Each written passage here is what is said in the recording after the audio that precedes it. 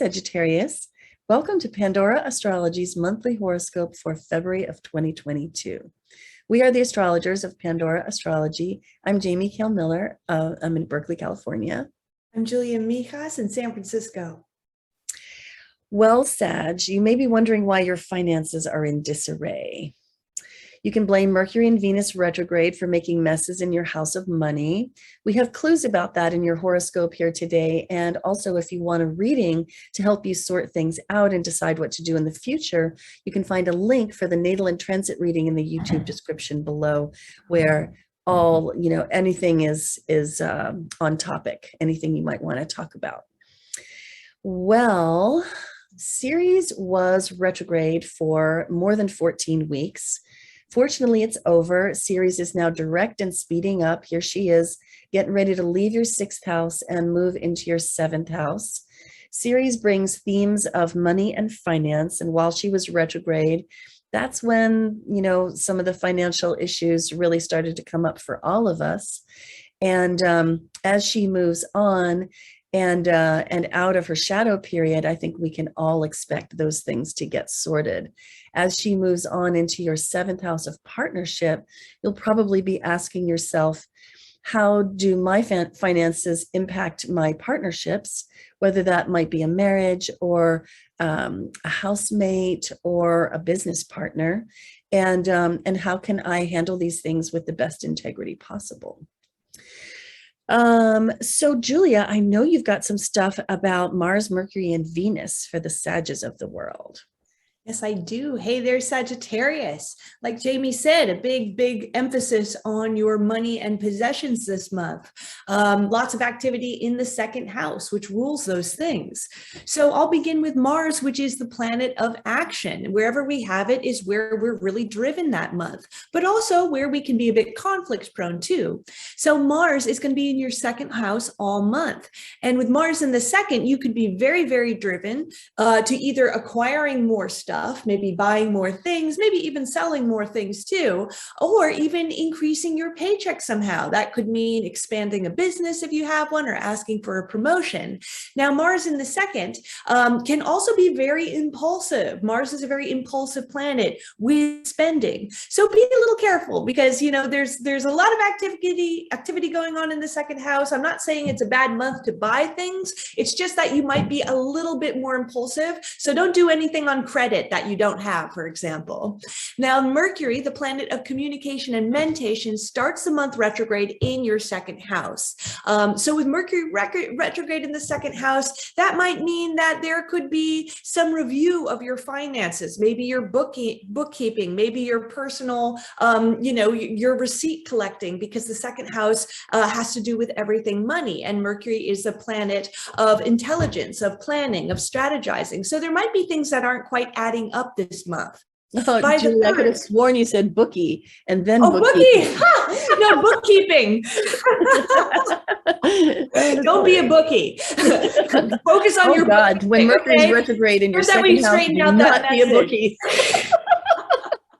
Good that we straighten that out. By the 3rd, Mercury goes direct. So that means that these areas will start to get a lot clearer. But it does take a little while for Mercury to gain speed and be fully done with the retrograde cycle. By the 14th, Mercury is going to go into your 3rd house. That's the house of siblings, neighborhood, and community. So during the 2nd house of the 2nd half of the month, you might notice that there are increased communications with any siblings or even neighbors that you have. Now, Venus, the planet of art, beauty, and relationships, just finished a 6-week retrograde period on the 29th. But we're still reverberating a bit from it because it takes a couple of weeks for a planet, even if it's direct, to start gaining speed again and to fully resolve the retrograde cycle. So Venus is in your 2nd house too. Now, this adds a little bit of extra luck to your finances. Again, it can be a nice month for buying things, acquiring things, and even gaining more money as long as you're not too impulsive. And Venus in the 2nd house really enjoys indulging in the nice things in life. Like that can mean buying something beautiful or artistic, maybe something fashionable, because that's what Venus represents too, or even beauty stuff. So definitely have a bit of fun with that. Absolutely. I want to go back to the beginning of the month because Juno is about to change signs as the month begins. Juno is the other relationship planet. Venus signifies love and romance and those kinds of social warm connections. Juno signifies our committed relationships, marriage, business partnerships, and so forth. She has been traveling through your second house and is about to change houses, moving here into your third house, which might bring to mind the arena of communication as pertains to your committed partnerships. So this is good. While Juno is traveling, the third house is a really good time to work on the communications that exist in your committed partnerships. And I'm talking about a spouse, or somebody that you've been living with for a long time, that you're committed to, also business partnerships. And I think that there's some element here also of close friendship that has endured over time. Wherever you have that feeling of partnership, that is a good place to look for ways that the communication might be improved and tweaked. Then are a couple of moons I want to show you. The first one actually happens on January 31st, and it permeates the beginning of the month. This is a new moon in Aquarius. It falls in your third house. And we're calling this one Diligently Cultivate the Seeds of Genius, because new moons are about new beginnings. They're really great times to plant seeds for things that, they don't sprout right away, but they will come to fruition over time. This one being in Aquarius and in a square to Uranus, that theme of genius, of insight, of progress is embedded in this moon pretty strongly. And this also falls in your third house of communication and also learning. So this is a really good time to learn something new, open your mind to new ideas, explore new ideas in conversation with other people and in group brainstorming situations. And so that moon permeates the first half of the month. And then we have the full moon, which occurs right here on the 16th. And that moon occurs in Leo. Now, the moon in Leo is very playful. It's vivacious. It's a great time for like a party, for lightening up, having some fun, playing like a child or with a child. And so this one, though, it has some heavier themes built into it because of the square to the nodes and Ceres. The South Node in Scorpio is saying release addictions, compulsions, and unconscious behaviors, and it falls in your 12th house, which is a house of the hidden, and it's a house of you might call it your emotional legacy from your home of childhood. So this South Node in Scorpio is saying, let go of lingering effects of the atmosphere of your childhood, ways that you may still be living out, family emotional dynamics that are unhealthy.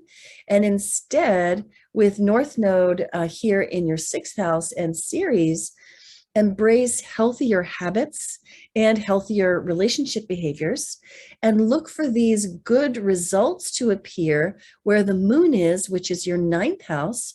In other words, look for changes in your worldview, your perspective on life, your greater vision for life, which can really add to resilience and put that bounce back in your step.